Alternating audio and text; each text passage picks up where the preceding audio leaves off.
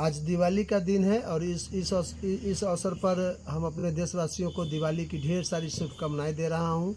और मैं अपने दरवाजे पर देखा कि मेरी बेटी, सबसे छोटी वाली बेटी जो 12वीं का छात्र है, ग्रेजुएशन का छात्र है, और वो बना रही थी रंगोली।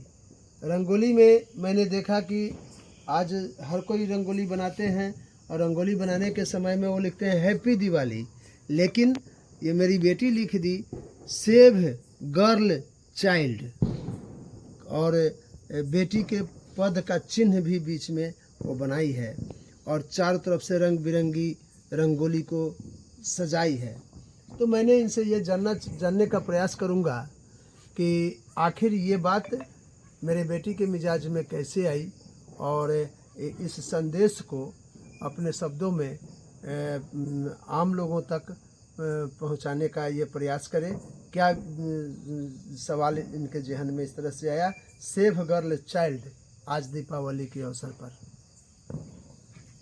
सबसे पहले हैप्पी दिवाली आप सबको। मेरा नाम मुस्कान प्रीतम है और ये जो सेव गर्ल चाइल्ड मैंने लिखा है, इसके पीछे एक बहुत बड़ा रीज़न है और एक देश का छोटा मुद्दा नहीं है, बहुत बड़ा मुद्दा है। जो कि सेव गर्ल चाइल्ड जो है, जो बेटियां गर्भ में होती है, लोग उसी समय से उसे नफरत करना स्टार्ट कर देते हैं, क्योंकि जब बेटियां जब गर्भ में होती है और नफरत करना स्टार्ट करते हैं, इसके पीछे रीज़न भी है, माता पिता की अपनी मजबूरियां भी हैं, क्योंकि वो उस समय सोचते हैं, ये उनके माइंड में चलता है कि जब बेटी बड़ी होगी तो उसके शिक्षा से ज़्यादा उनको फोकस होता है कि दहेज देना पड़ेगा, जिसके लिए मैं मानती हूँ कि कहीं ना कहीं हमारे देश की सरकार जिम्मेवार है। और सरकार जिम्मेदार कैसे है ये मैं आपको बताना चाहूँगी कि जिस तरह से शराब बंद हमारे बिहार में हुआ, और आप देखते ही होंगे कि जब शराब बंद हुआ तो उसके लिए, उसको इम्प्लीमेंट करने के लिए गवर्नमेंट कुछ एक्शन ले रही है, जैसे कि जहाँ भी हो रही है तो प्रशासन वहाँ पहुँचती है। उस तरह से हमारे समाज में जब भी कोई विवाह होता है तो वहाँ पे कोई भी प्रशासन नहीं पहुँचता है। ऐसा बिल्कुल भी नहीं है कि किसी प्रशासन को नहीं पता है कि वो उस विवाह में दहेज नहीं लिया जा रहा है। सबको पता होता है, खुलेआम दहेज लेने और देने का जो परंपरा आ रहा है वो होते रहता है।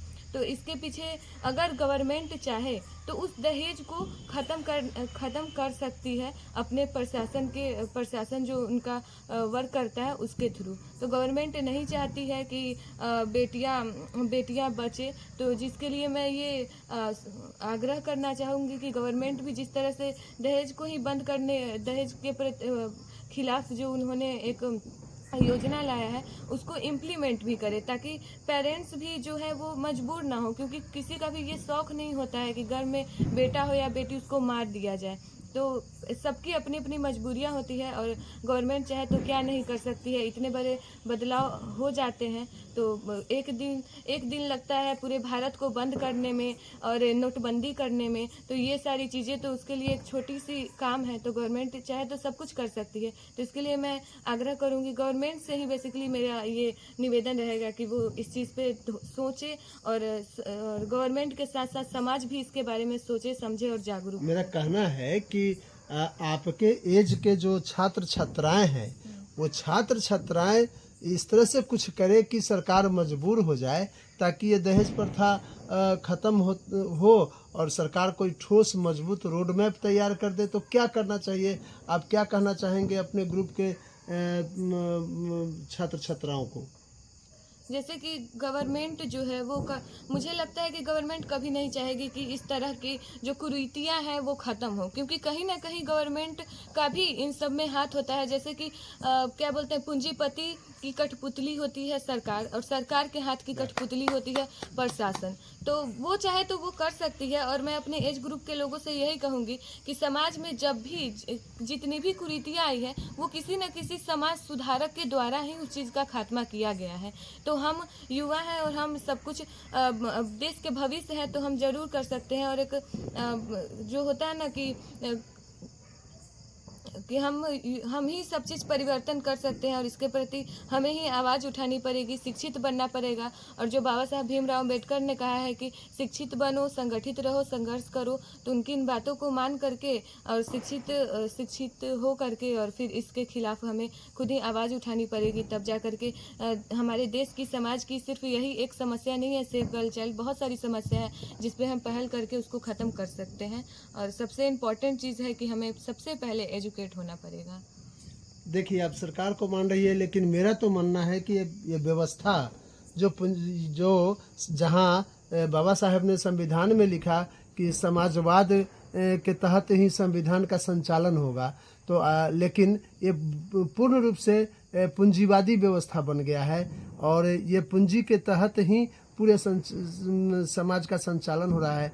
जैसा कि आपने कही कि सरकार दोषी है और ये इस तरह की व्यवस्थाएं आ रही है, तो इसमें जो व्यवस्था है सरकार दोषी है। आपने बहुत अच्छा बात बोली कि ये जो है क्या कहते हैं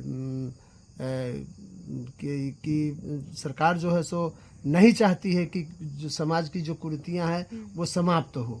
सरकार को इससे बेनिफिट है, सरकार को इससे फ़ायदा है। तो ऐसे हालात में आप पूंजीवाद को किस नज़रिए से देखना चाहेगी? पूंजीवाद जो है कि पूंजीवाद और सरकार दोनों की एक तालमेल है, दोनों एक ही सिक्के के पहलू हैं, दोनों कभी भी एक दूसरे की का घाटा नहीं सहेंगे। तो सरकार जो है वो पूंजीवाद के लिए ही काम करती है, जैसे कि पूंजीपतियों के लिए ही वो गवर्नमेंट काम करती है। जैसे ये दहेज की बात, दहेज जो एक हमारे समाज की बहुत बड़ी समस्या है, उसके लिए भी मैं बोलना चाहूँगी कि जिस तरह से कि दहेज लेते हैं, एसी, कूलर, दहेज के टाइम पे जितने भी सारी चीज़ें जो दी जाती है लड़के वाले को, तो वो कहीं ना कहीं उसकी खरीद और बिक्री एक पूंजीपति वर्गों से ही होता है। तो कहीं ना कहीं इस तरह से गवर्नमेंट को ही प्रॉफिट होता है, गवर्नमेंट ही उसको फ़ायदा पहुंचाती है। तो मुझे लगता है कि पूंजीपति वर्ग भी इसके लिए बहुत बड़े जिम्मेदार हैं।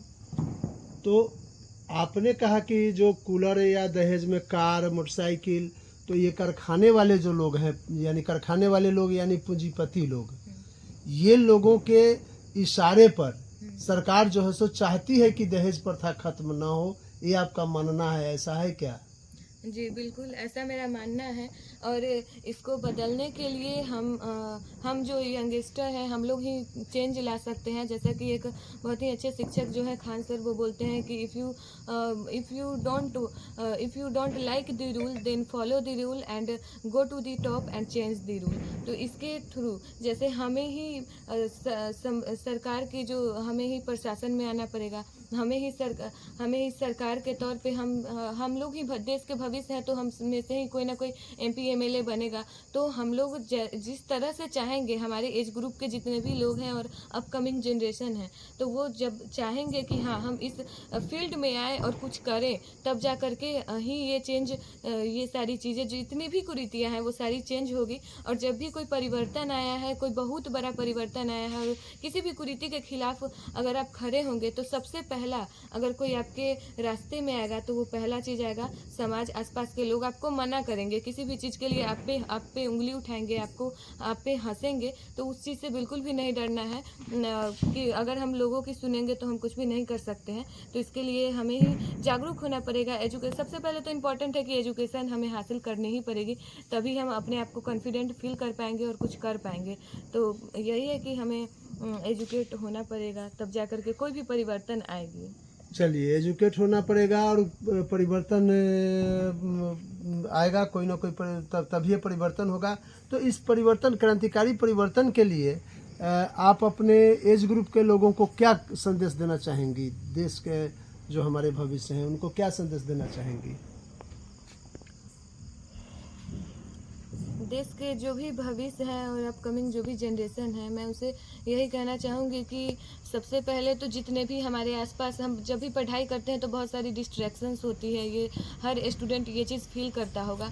तो सबसे बड़ा मुझे लगता है कि सोशल मीडिया सबसे ज़्यादा आपको डिस्ट्रैक्ट करती होगी। जैसा कि मैं भी एक स्टूडेंट हूँ तो मुझे भी करता है, तो मैं कोई भी किसी भी सोशल मीडिया अकाउंट पे नहीं हूँ।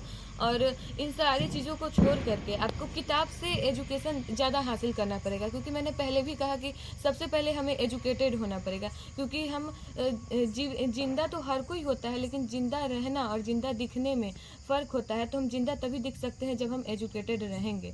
तो इसके लिए एजुकेशन हासिल करने के लिए हमें बहुत बड़े बड़े महान लोगों की किताबें पढ़नी होगी। क्योंकि हम जैसे कि समाज में कोई भी सुधार आता है तो वो कोई ना कोई समाज सुधारक ही लेता है, तो उनकी जीवनी को पढ़ना पड़ेगा कि वो जब उस चीज़ को सुधारने के लिए अपना पहला कदम उठाए तो उनको किस तरह की परेशानियां हैं। उस तरह की परेशानियां हमें भी आएगी, उससे ज़्यादा भी आ सकती है, कम तो आएगी नहीं। तो उसके लिए हमें पहले पढ़ना पड़ेगा बहुत अच्छे अच्छे लोगों के बारे में, और एजुकेट तो होना ही पड़ेगा।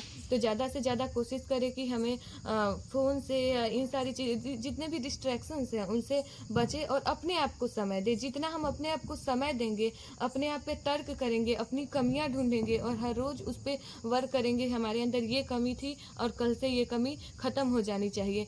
और हम अपने अंदर की कमियों को ख़त्म करेंगे, क्योंकि हम पूरे देश को सुधारने से पहले हमें खुद को सुधारना पड़ेगा। जब हम सही हो जाएंगे तब जाकर के एक परिवार सही होगा, तब जाकर के एक समाज सही होगा, तब पूरा हमारा नेशन सही होगा। तो इसके लिए सबसे इम्पोर्टेंट है कि एजुकेट हों और ज़्यादा से ज़्यादा अपने आप पे वर्क करें, अपनी कमियों को दूर करें।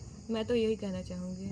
बहुत बहुत धन्यवाद। आपने बहुत अहम बात कही कि जिंदा रहने के लिए जिंदा दिखना भी पड़ेगा, और परिवर्तन लाने के लिए जिंदा रहते हुए, जिंदा दिखते हुए परिवर्तन लाने के लिए आपके जो एज ग्रुप के छात्र छात्राएं हैं उनको आगे आना पड़ेगा, तब जा कर के नया देश बनेगा, नया समाज बनेगा। बहुत बहुत धन्यवाद। आप दैनिक अयोध्या टाइम्स में आपका समय हमने लिया, और दैनिक अयोध्या टाइम्स के जो भी हमारा यूट्यूब चैनल है या मतलब अखबार है, हम दर्शकों से अनुरोध करेंगे कि इस तरह का टॉपिक बार बार हम आपको देते रहेंगे। और दैनिक अयोध्या टाइम्स अखबार को और यूट्यूब चैनल को आप सब्सक्राइब करें, और उसको बिना स्किप किए हुए एक निवेदन है कि ज़रूर सुने और नए जनरेशन के बच्चे बच्चियों को ज़रूर सुनाएं। धन्यवाद।